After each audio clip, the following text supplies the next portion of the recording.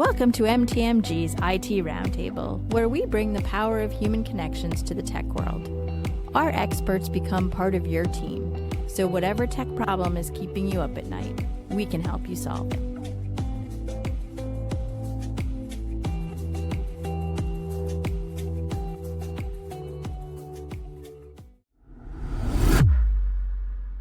Joining us today is Charlotte Bohlman. She is the founder and CEO of Cebra Consulting. I'll let her describe exactly what she specializes in, but we recently were two speakers on a panel about customer success, and I thought she was fascinating and was really interested in hearing more about what she's doing, especially with my background in customer success. So like where she's going and wanted to have her on and have a conversation. So Charlotte, if you could just give us a background of your career to date and what led you to starting Cebra.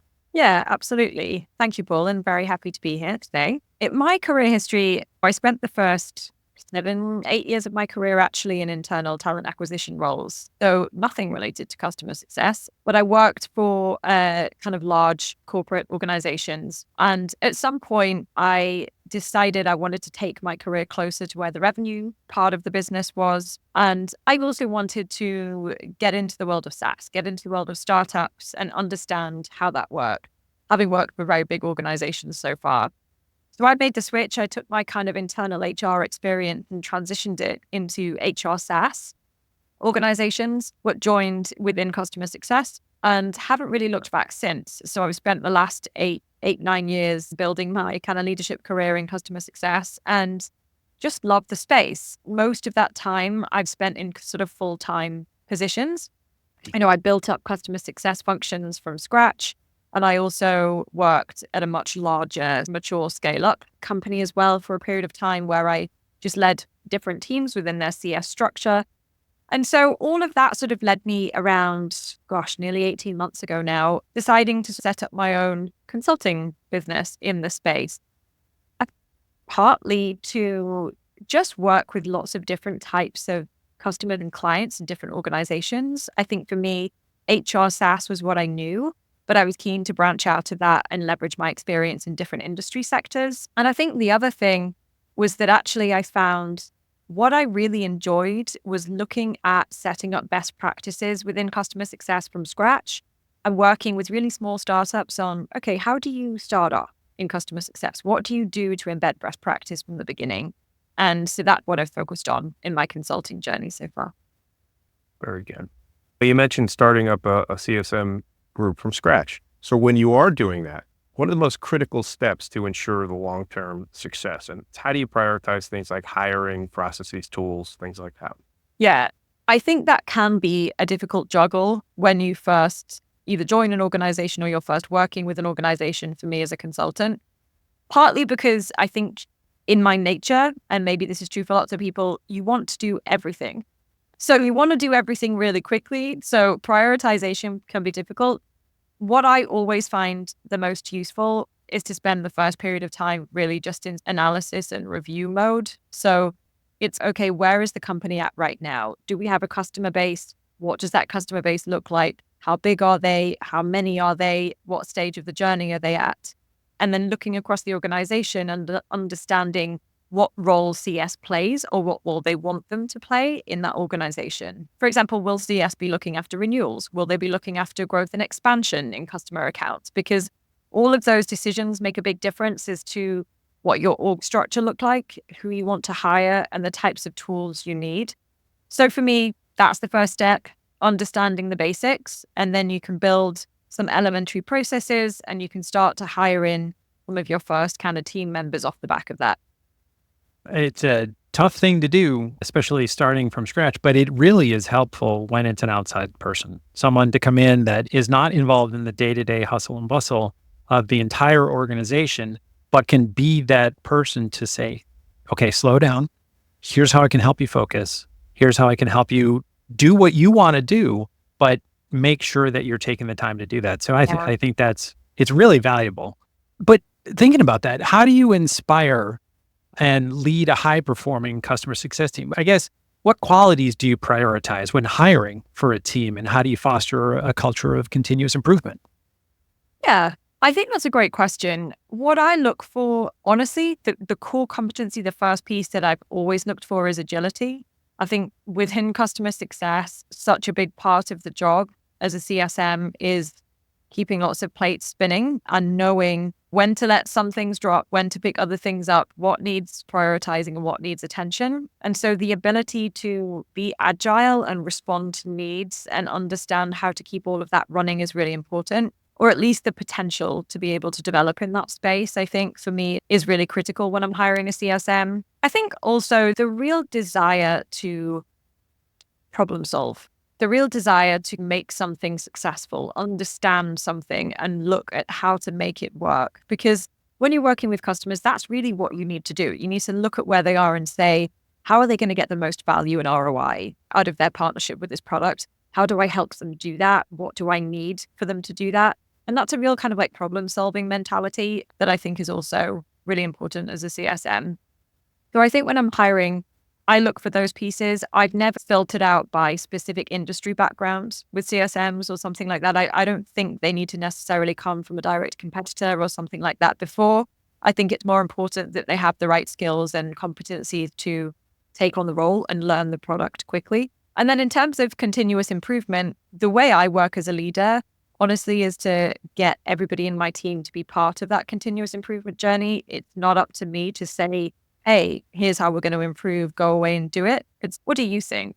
Like, where do you think we need to improve? How do we do that as a team? Where do all of you play a part in that? And how can we go on that journey as a team together? I think it's important that they feel empowered to be part of that change and part of that journey and not just me dictating, because as a leader, you're never going to see everything. You're always going to have blind spots and areas where you're not as strong. And I think it's important that you leverage your team to help you on that journey as well. That's really interesting because everything you just mentioned are very human attributes. And we live in an era of business process automation, right? How do you see the role of automation evolving in customer success? So what are some practical ways it can be leveraged to improve customer outcomes and support your team's success? Yeah, absolutely. We really do. And there's no getting away from that in customer success. And actually, I think automation and the use of AI as well can be really positive as pieces within customer success. I think particularly when you're looking at something like scaled CS, so when you've got a high volume of customers in a portfolio that's potentially lower ARR or lower touch, you can really leverage automation in that kind of customer portfolio really well, whether it's through automation of kind of data reports and communications out to customers, building templates and automating that communication out to them, whether it's automation of the renewals process. So automated reminders going out, automated schedules of when the invoices will be sent out to them. Things like that can create so much bandwidth for CSMs to focus on the right activities. And that's really the higher touch customers where they want that kind of tailored approach, where they can spend more time handholding and leading the customer through that journey. That's where you want them to be spending time. You want them to be having a high impact in those activities, and using automation to take away some of the manual effort can support them in doing that. I think that's 100% correct. And it's one of the things that I learned in my previous role as a CSM leader was learning when and where it made sense to do that automation. Yeah. There are some aspects that just couldn't be automated. There was no way to do it. But you said it perfectly that, and it's very similar to a conversation we just had on another podcast, completely different industry. But it was talking about how automation is allowing the hospitality industry to focus on the human interaction that is so critical to living up to that term hospitality.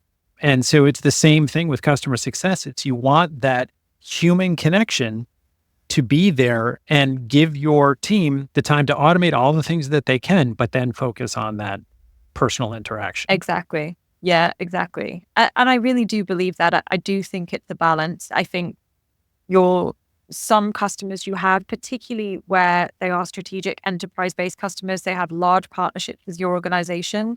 You want your CSMs to be working on a personalized level with that customer. There's clear impacts that they're going to have in that account. But I do also believe there are some customers that you work with that don't need that, don't want it. They are happy utilizing the product. They have a small use case. They know how to use it. They're happy on their own. They want to check in when they need something. That's it. And I think trying to push a too manual and too tailored approach to customers like that can also have a negative effect. So yeah, it's finding the right balance and utilizing automation in the right places. I think that's right. And I was going to make a joke that I think it's very interesting that you actually wanted to listen to the customer and find out what way they wanted to be engaged. But it is, I have had leaders who have said, no, you need to have that QBR. You need to have that monthly call. Yeah. But if the customer doesn't want it, you're only just frustrating your customer. So I'm thrilled that you think like that. But this leads me to some of the challenges that we've seen in organizations is breaking down silos.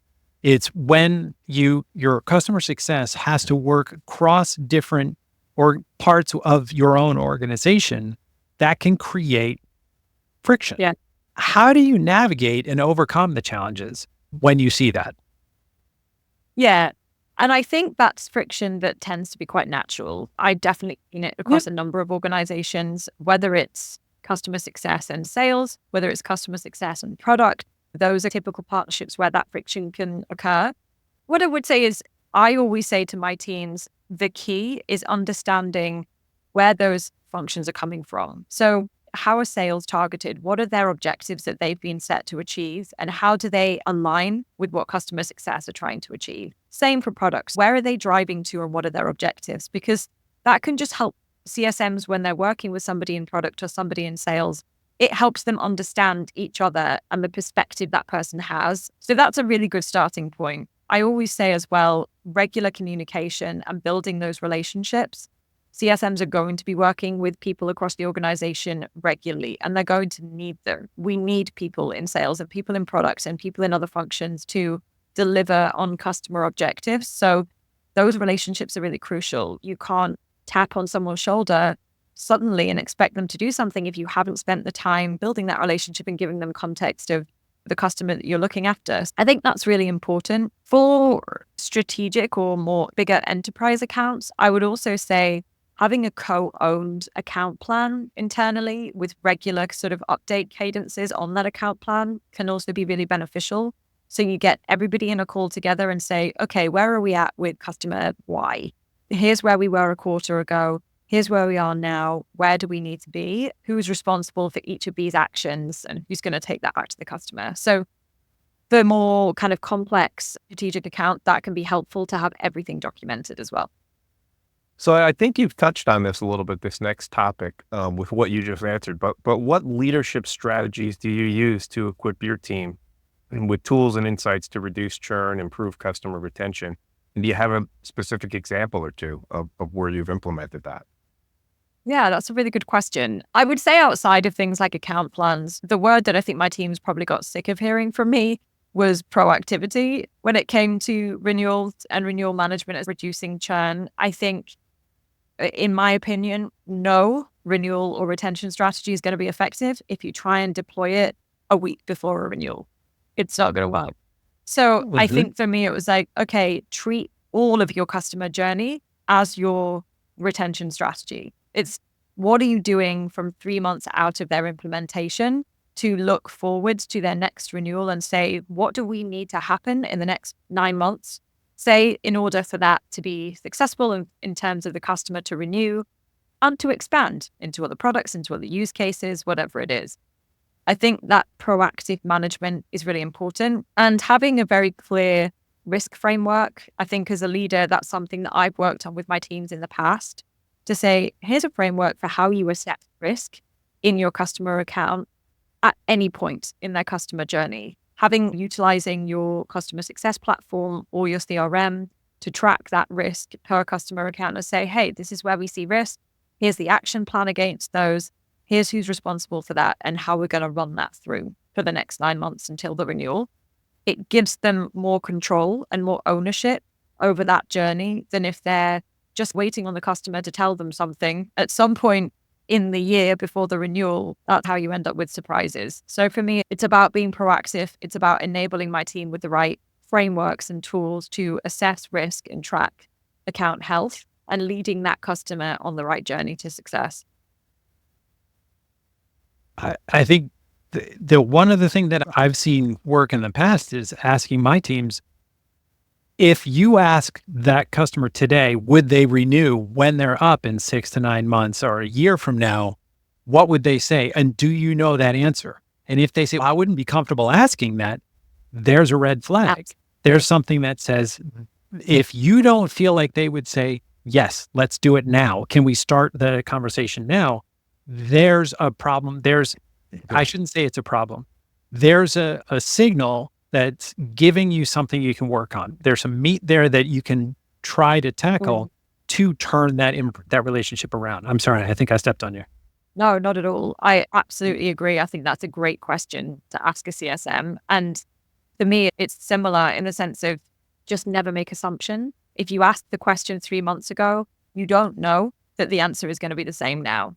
So never make assumptions and always just be curious and ask the question to the customer. I've never seen a customer get frustrated with a CSM asking that question. More often than not, they don't ask them often enough. They never ask them too often. I think it's always good just to never assume and always ask the question if you can. Completely agreed. One of the things that we see in today's industry or in today's tech world, there's so much change happening, whether it's within your own organization or with your clients. There is so much change happening. How do you manage the team and keep morale and keep them focused while there's so much change happening? I actually think that's one of the most difficult parts of working in customer success, because I think there can be a lot of change. And there can be some aspects of that feel just very out of the CSM's control, whether that's something internally happening or whether it's a customer saying, hey, I'm not going to renew because suddenly we've got a change of budget constraint and we're no longer allowed to spend any money in this area of the business. It can happen quite suddenly, and the CSMs can often feel out of control. So I think it's a really important area. I think the first thing I would say is, feeding back to something I said earlier, it's about enabling the team to feel like their voices are going to be heard in a team. So as a leader, making sure they know their opinions, their feedback, their questions are heard, and that they feel the environment as a team is a safe place for them to be open and transparent around that so that we can work on those. That's really important for me. I think keeping a real regular cadence of communication, again, it's a real simple thing, but I never reschedule or cancel a one-to-one with someone in my team, because I think having that regularity and the consistency of knowing that they have somewhere to come and say, God, I'm finding that really difficult. Like, I found that really difficult this week. There's been a lot of change, or there's been a lot of things that I feel like I can't control. It's about saying, okay, let's work through it. Let's go through them one by one and see what we can do. What in your control? What can you do around the situation? Where it's out of your control, give them as much context as you can from what you know. If there's internal change, something like that, making sure they know as much as they can as to what's happening and what's to come. I think they're all things that do make a difference, because you can't escape it. There is always going to be change. Absolutely. And we're sitting here talking about success, but how do you measure the success of your own CSM team? What key performance indicators do you use to measure that success? Yeah, honestly, NRR for me has always been my kind of core metric go-to. I prefer measuring CSMs based on NRR per quarter across their portfolio versus measuring just at that kind of renewal retention, because I think it gives them a little bit more ownership of their portfolio. So each quarter, if they do have some churn, then they can also make that up with customer expansion, because the way in which NRR works, obviously it's a net revenue retention metric, which includes both customer retention and renewal money, but also any expansion within that portfolio over that period of time. So by measuring that all together, it gives them a little bit more flexibility, I think, within their portfolio to manage it and own it as, okay, I've lost a customer here, or I've had a bit of a downsell because of something that I couldn't control, but I'm going to make that up this quarter with an expansion I have in this account over here that I know is going. I'm going to work with my sales partner on getting that closed out. It just gives them that flexibility. So I personally prefer against any other kind of revenue metric. Outside of that, I think it's important to balance it with a customer satisfaction metric. whether it's CSAT, whether it's MPS that you use. Personally, I prefer a CSAT metric than MPS to measure CSMs again. But I think that can be a really nice balance. I think just having a revenue focused metric.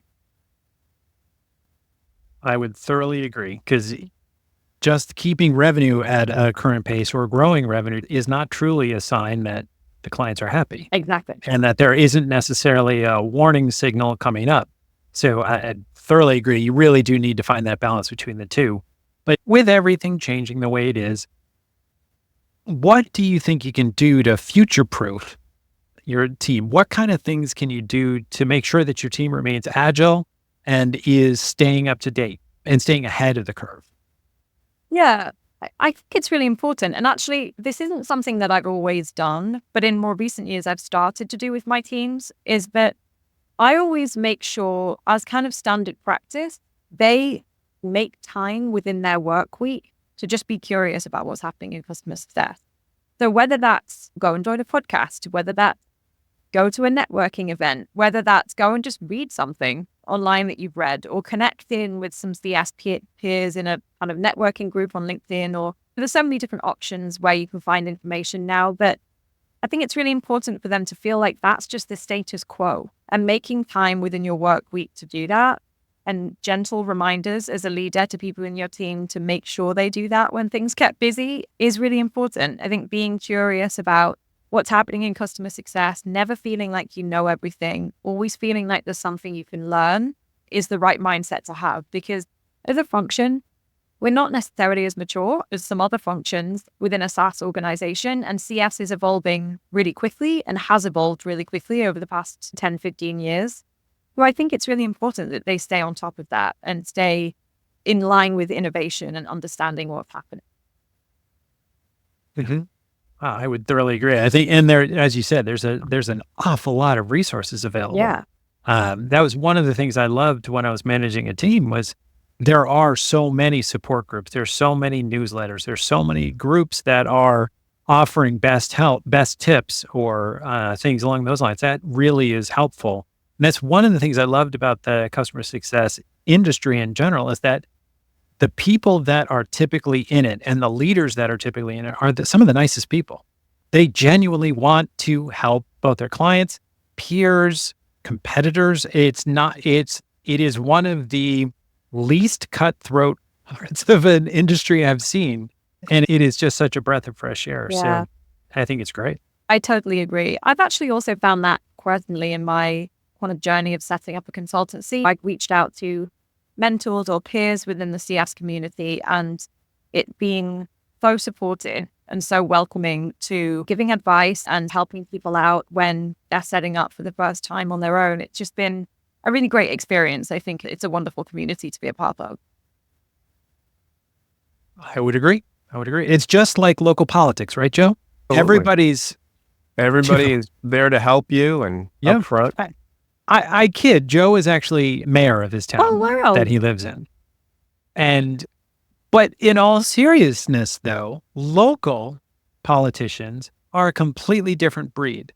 Because Joe was telling me that. Why don't you describe why you like being mayor so much?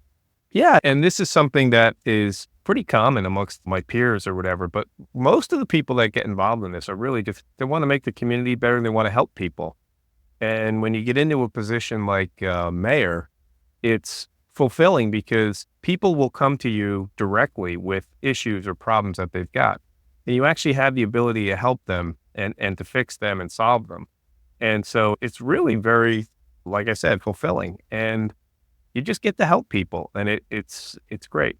And it is very, as you move up the ladder, let's say, in terms of a state or a country, and things get so much more complicated and convoluted, and you lose sight of that.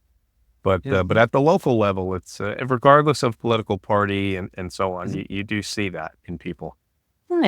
Completely agree. It's really cool. But that's also why I think Joe would have been an amazing customer success manager, but he just never had to. He was a different industry altogether. But so this has been a really great conversation. Thank you so much, Charlotte, for joining us. Is there anything you wanted to share with our listeners before we move into the more than mere genius questions? Oh, Honestly, the only thing I would say is I think as a CSM, it's easy to feel like you're running against the tide, or it's easy to feel like you've got an awful lot going on. And I would always say that in my experience, CSMs do an awful lot and they don't necessarily give themselves enough credit. So I would just say to anyone in the CS community that you're probably doing a really great job and you should give yourself a bit more credit. Oh my goodness. I've been grinning and shaking my head, completely agreeing with you. And the last organization I was with, we were a part of a customer success organization that had, I think it was 60 different CSMs, all of them amazingly hard workers. And almost every one of them felt like they just weren't doing enough. They just constantly felt, I wish I could do even more. And I wanted to say to them, you are doing great work with what you've got. There are challenges that you're overcoming every day, and you need to give yourself a little more credit than you do. So I'm so glad you said that. Now it's time for the more than mere genius questions. We do love branding here, so everything has to be labeled as MTMG something. So more than mere genius. These are just to get to know you as a person. Okay. Joe, why don't you kick it off? Sure. So Charlotte, outside of work, what's an activity that you're passionate about? An activity I'm passionate about, honestly, it's a little cliche, but I'm really passionate about traveling. I love to travel. I'm very curious about the world. I like to be in different places. I work from different locations sometimes because obviously my work means I can work remotely. And I like just getting some different perspectives from different parts of the world. So I'm pretty passionate about that. That's a great one, and I share it. Yeah. I spent the last 8 years living in 3 different countries and doing a lot of work across another 18. So Yeah. I thoroughly hear you, and it's been one of the best experiences. So completely agreed on that Yeah. one. Name one book or podcast that has inspired you.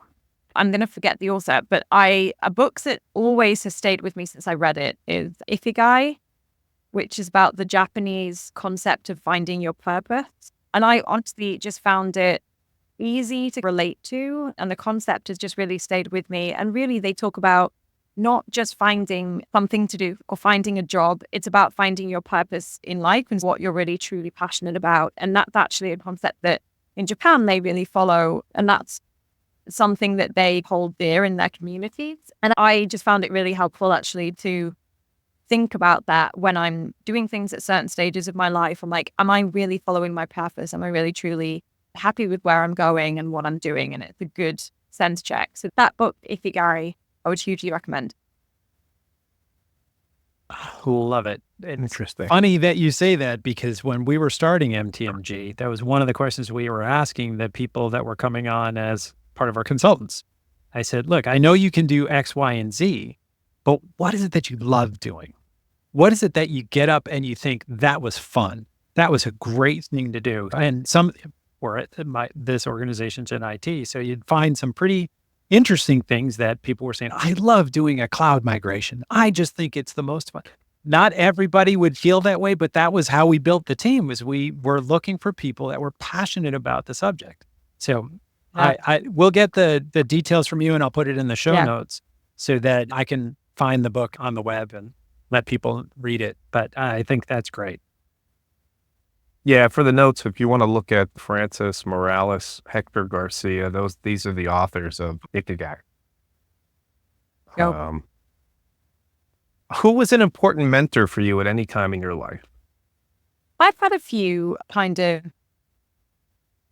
business mentors, sort of career-wise. But if I was to think personally, a really good mentor, I would actually say my dad, only because I think he really instilled a sense of just do it thing as a mentor for me, and as a life practice. It's, you're never going to get the time back, but you're never going to regret an experience that you have. You're never going to regret taking a risk. And I think that has been a part of all of my decision making over my life. So I've had some really great, amazing professional business mentors, but I think in terms of life and the underlying way in which you approach things day to day, I'd say he instilled that with me from a young age.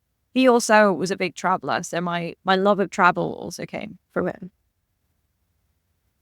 I love that answer.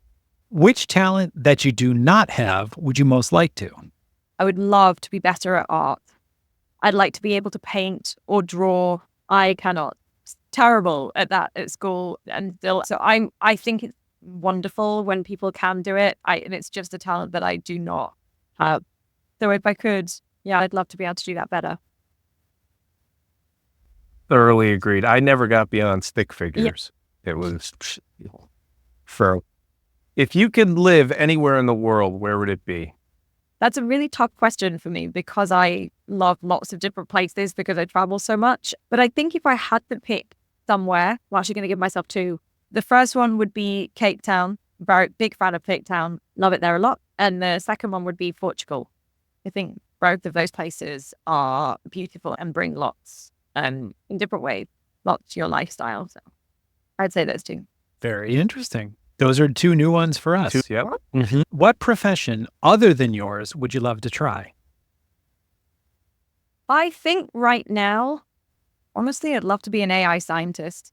I'd love to be behind the curtain of that world. I think there's a lot about it that people are cautious about. And I think there's a lot that still needs to be done in the industry to create awareness and education about exactly what's happening with areas of AI. And yeah, I'd love to be in the know a little bit more and be able to develop AI tools and algorithms. And I definitely can't.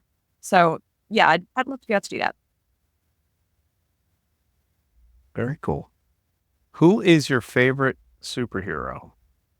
I think just because I actually really enjoy these movies, I'm not sure this is the best answer, but I really love Iron Man. I just find him really funny. And I think I'd quite like to have his kind of approach to life, throw it all in the air and see what happens. So I'm going to go with Iron Man. There is no right or wrong answer to any of these. This is just, and what's funny is it's been really interesting to hear all the different perspectives on it. We had one person that said Top Cat. Oh. And I thought, okay, wouldn't have gone there, but it was just a great answer. So I love it. What is your favorite sound? Oh, my favorite, I have to say, having grown up in Cheshire in the UK, which is very green countryside, and I have a big love still, I think, of just walking and hiking and nature because of it. For me, the sound of trees, like just keeping quiet and just the sound of rustling trees as you're walking through a park is probably my favorite sound. I find it pretty therapeutic. It's another new one for us. That's good. What's your favorite song when you're stressed or need a lift? I have a few. Music's actually a big thing for me. It can really change my mood and it stays in my head for long times after I've listened to it. But if I need a lift, there's a song, it's actually like a tropical house song called Jubel by King Glade, which I listen to. It's just a very beautiful, got like a saxophone beat in it. And it's a great beat. So I listen to that. That's another new one. So I haven't heard that one. I'm looking forward to listening to it. And for our final question, the one we love the most, what is the one thing you most want to be known for after you're gone? I think I would love to be known for how I made people feel. So I would like to be remembered for leaving them in every interaction I have, or as many as I can try, because it's not always possible. But leaving everybody as much as I can with a positive feeling and a feeling of kind of being understood and being heard. And I think that is what I want to be known for. That is a great answer. And it's very clear you fully embrace the best in customer success. It seems like it's thoroughly embedded in you as a person, in your core, and it's obvious why you are doing very well at this. So if anybody's interested in getting in touch, we can absolutely connect you. And we really thank you so much for joining. This was such a great conversation. I really enjoyed it. I don't want to speak for Joe, but yes, I loved it. Yeah. Thank you so much. I really enjoyed it. Just been great to be here. Thank you. So that brings us to the end of today's conversation. Thank you for joining us. If today's discussion resonated with you, please consider giving us a 5-star review. Your feedback not only supports our show, but also helps others find us. Thank you so much for listening to MTMG's IT Roundtable. We look forward to bringing you more conversations soon. Until then, Take care, and know our team is always here to help. Sláinte. MTMG, guidance that empowers.